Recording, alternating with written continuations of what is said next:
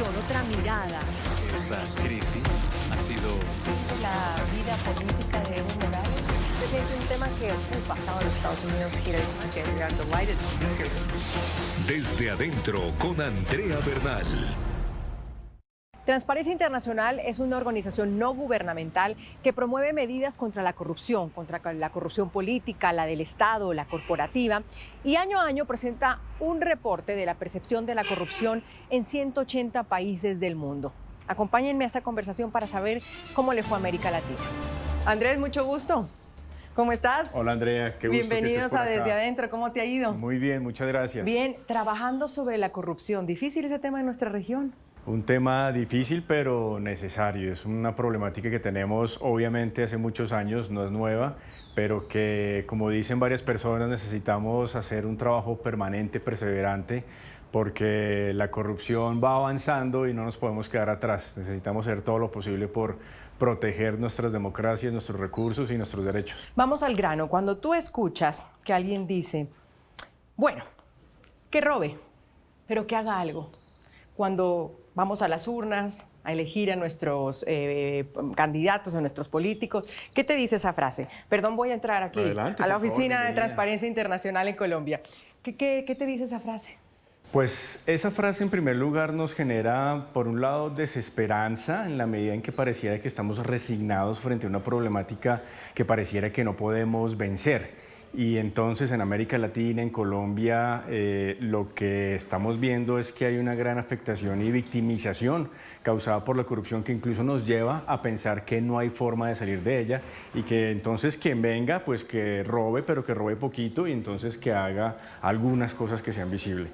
Eso es algo que nos ha llevado de alguna manera a una normalización de la corrupción que no podemos aceptar y que necesitamos enfrentar día a día y con resultados muy concretos.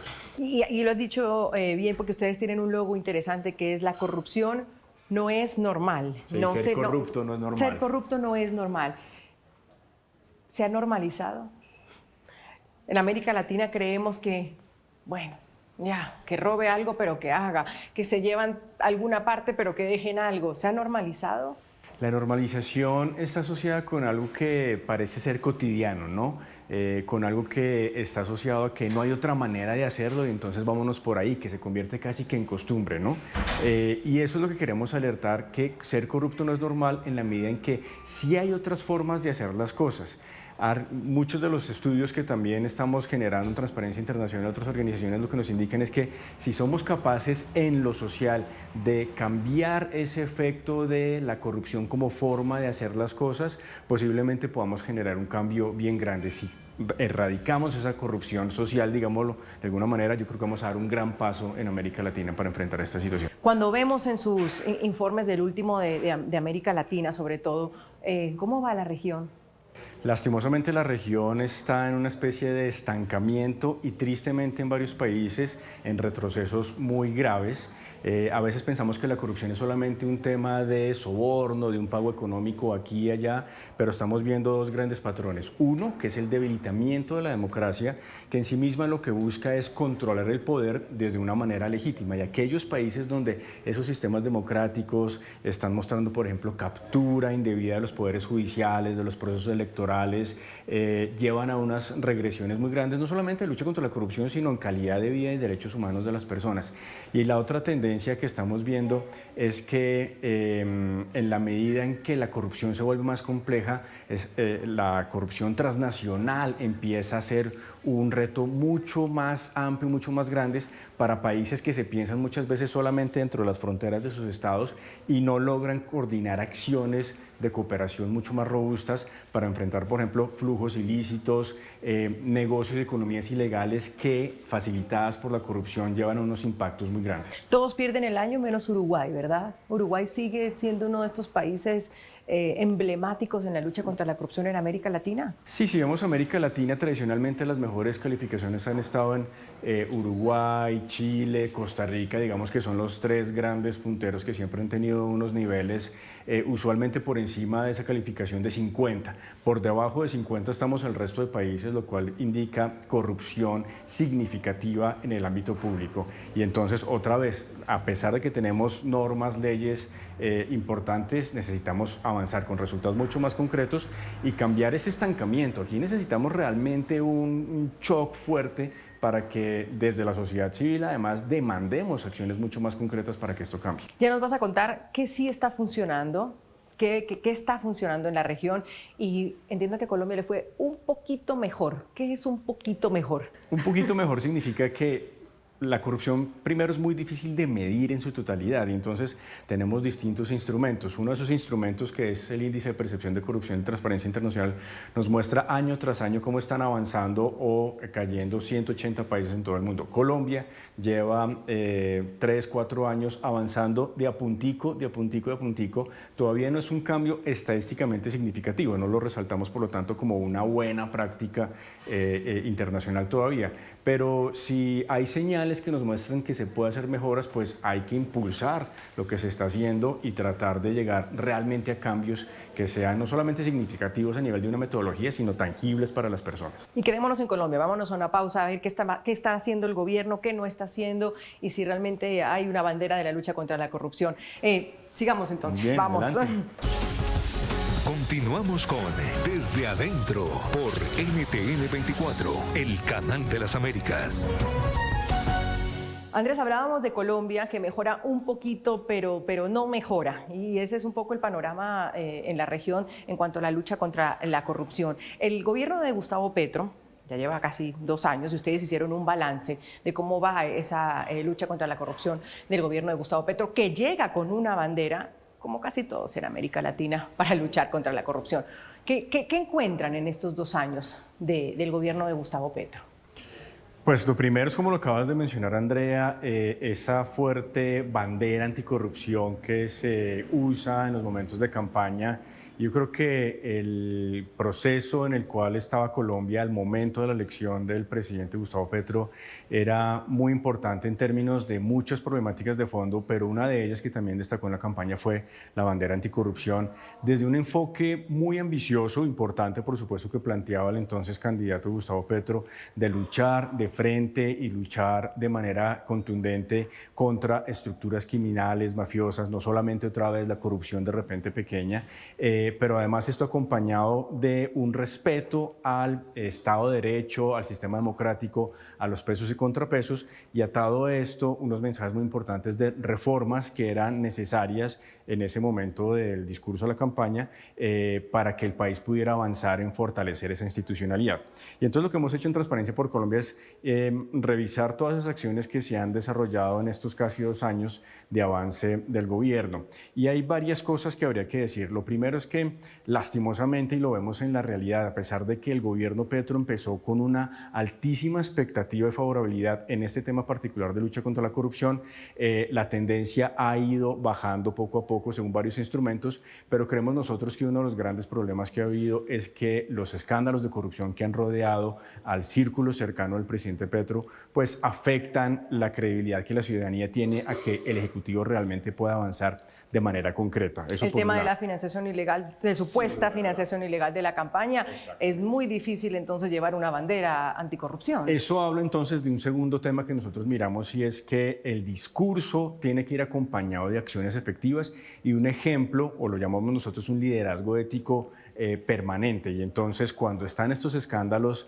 de presuntos actos irregulares, pues la confianza de la ciudadanía empieza a tambalear un poco, pero sobre todo la posibilidad de llevar unos cambios mucho más robustos y mucho más de fondo, ¿no? Entonces, muy rápidamente vimos que una reforma política que se trató de impulsar desde el gobierno, pues fracasó. Entre otras cosas, la criticamos porque consideramos que tenía unas cosas complicadas en materia de financiación de campañas. Luego, como decíamos, aparecieron los escándalos de presunta financiación irregular, y esto ha hecho que tengamos no solamente una necesidad de mucha coherencia desde el Ejecutivo, sino que además que avancemos con instrumentos bien concretos. Ya que estamos hablando del gobierno Petro, ustedes tenían una preocupación por el tema de la reforma de la salud.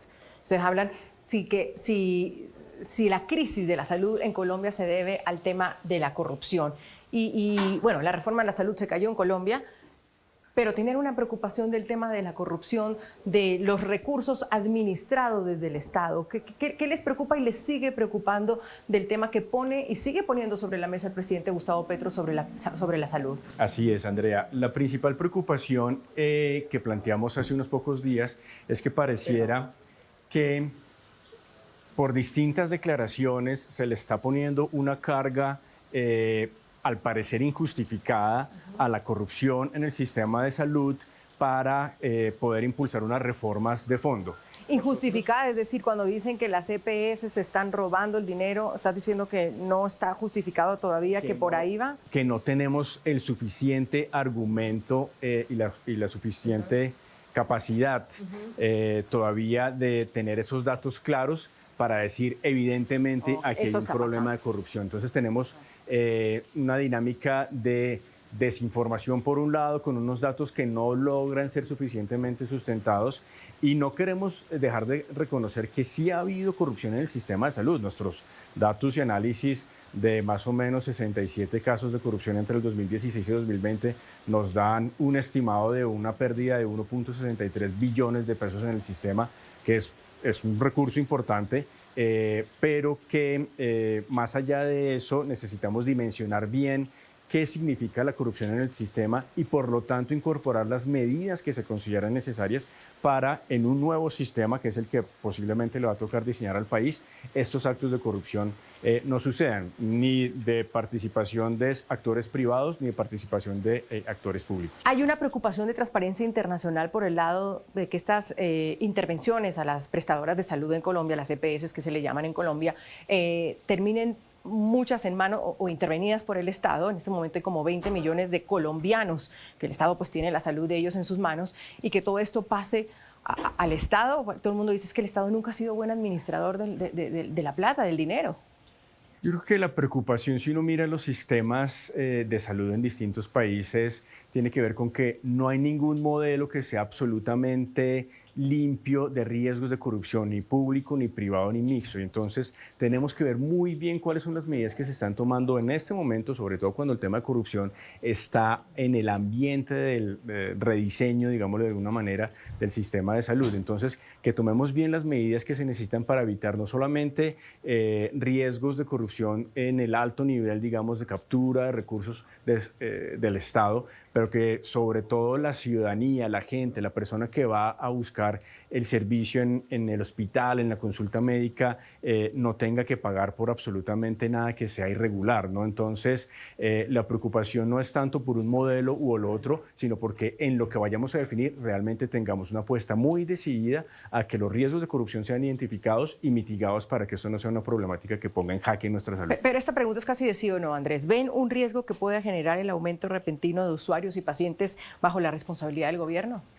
El riesgo está, por supuesto que sí, el riesgo está, y por lo tanto lo que necesitamos es entrar a mitigarlo y enfrentarlo. Por ejemplo, una de las alertas que tenemos es los pagos directos. En el sistema que hoy tenemos no hay suficiente auditoría o no es suficientemente robusta para verificar si lo que se le está diagnosticando a las personas es lo que se necesita y por lo tanto si lo que se está pagando por esos servicios es lo que corresponde. Entonces, sí hay riesgos y necesitamos hacer un trabajo de redefinición en ese nuevo modelo de identificación y mitigación de los mismos. Centrándonos en el tema solo de la corrupción, ¿Colombia necesita una reforma a la salud?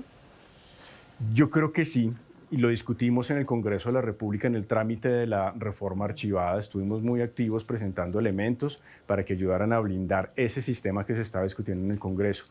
Hundido o archivado el proyecto, en lo que venga hacia adelante, insistimos en que hay que mantener la discusión, hay que incorporar estos temas de lucha contra la corrupción en ese rediseño del sistema y sobre todo pensar en el usuario, en el paciente final, que sea quien se beneficie de este nuevo rediseño. Te paso de Colombia a la región.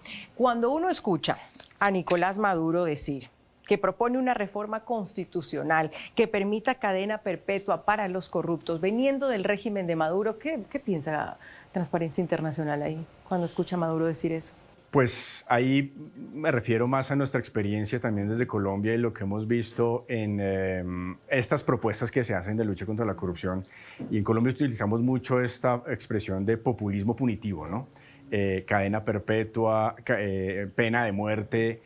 Son cosas que realmente están completamente desfasadas de lo que tendríamos que utilizar en materia de lucha contra la corrupción.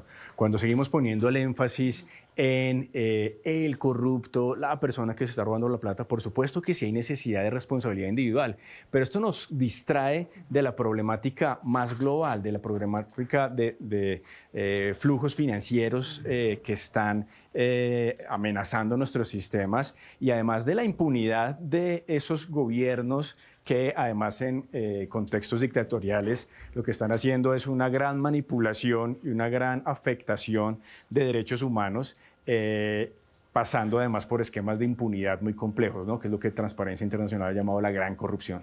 El crimen organizado no solo se ha tomado el tema pues, del narcotráfico de manera increíble, sino la misma fiscal Diana Salazar en Ecuador llama a un caso que se llama metástasis y su nombre lo dice todo, tomando jueces, policías, fiscales, políticos, es que es de todo, está metido en todas partes el tema del crimen organizado. ¿Se puede erradicar esta metástasis? Yo creo que estamos en el riesgo de ir para atrás y de perder mucho de lo que hemos hecho en los procesos cortos de vida democrática que han tenido nuestros países, y estos son ya ni siquiera señales de alerta, o sea, son realidades sobre las cuales tenemos que actuar.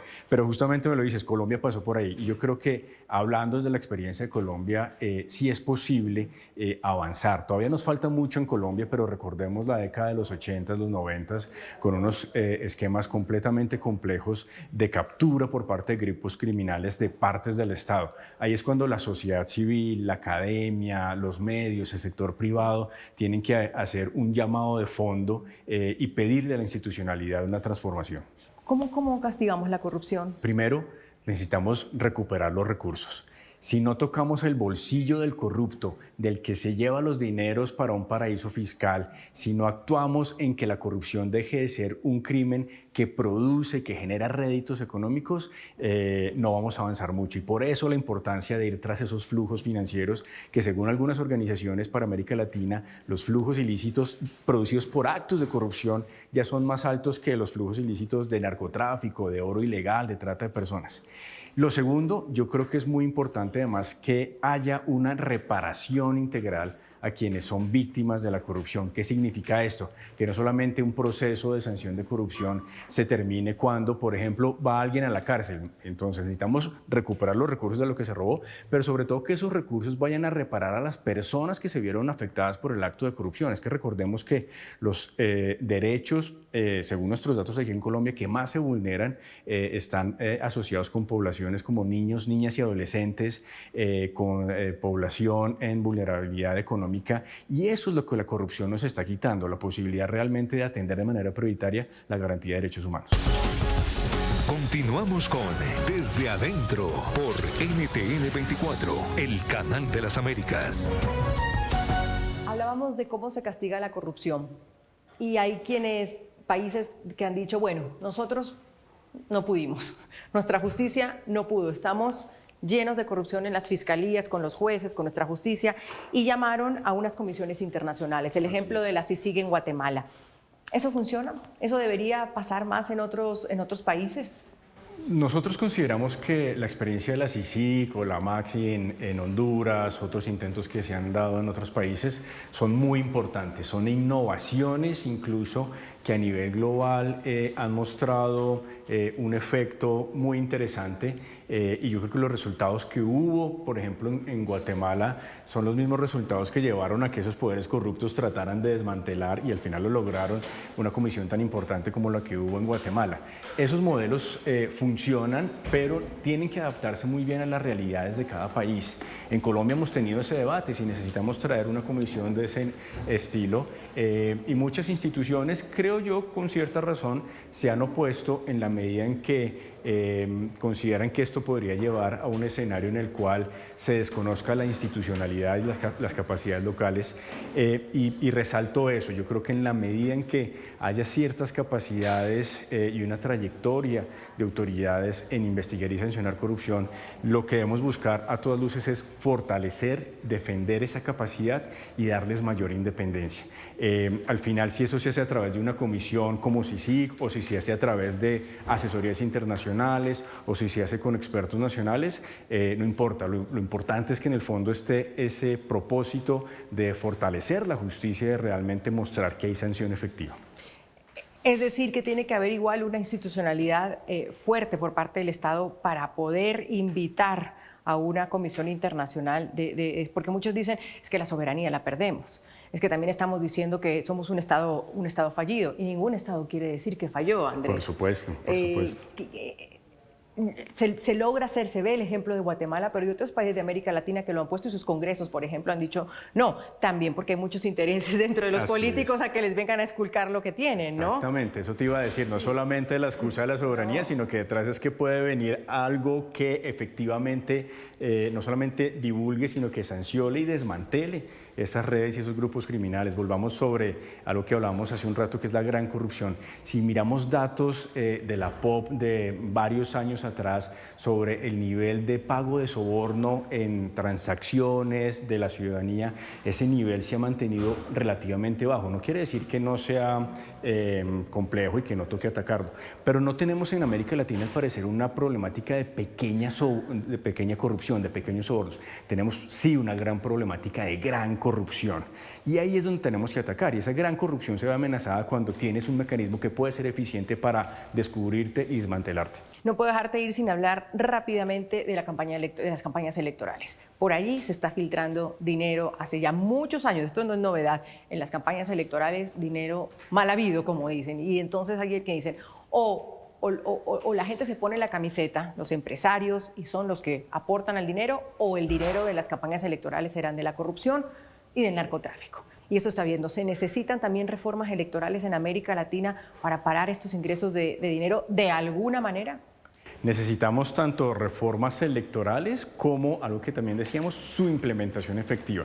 Un análisis que hicimos con varias organizaciones. Porque las reformas están, hay quienes dicen no se permite, no se permite dinero del exterior. En el Observatorio Ciudadano de Corrupción, que analizamos compromisos de la Cumbre de las Américas en este tema, uno de los de mayores avances en norma es la regulación de la financiación de la política. En práctica es uno de los que menos ha avanzado. Entonces necesitamos un sinceramiento también de las élites políticas y de las clases políticas respecto a esto no cambia si ustedes tampoco están dispuestos a cambiar. Y parte del empuje que necesitamos para que eso se transforme viene de la misma ciudadanía, viene de aquellas personas que hablamos hace un rato, seguimos pensando a veces que robe poquito pero haga. Si no cambiamos eso, tampoco vamos a poder cambiar ese impulso para pedirle cuentas a nuestros mandatarios, a quienes elegimos, para que transformen. Y esa es una parte de la ecuación fundamental, junto con otro tema que a nosotros nos gusta alertar mucho, y es el de proteger a los denunciantes de corrupción. Esa es una pieza fundamental, porque en América Latina tenemos organizaciones, periodistas, jueces, fiscales, personas que están arriesgando su vida por destapar esto sin ningún tipo de protección. ¿Terminamos esta conversación con alguna esperanza o con algún mensaje?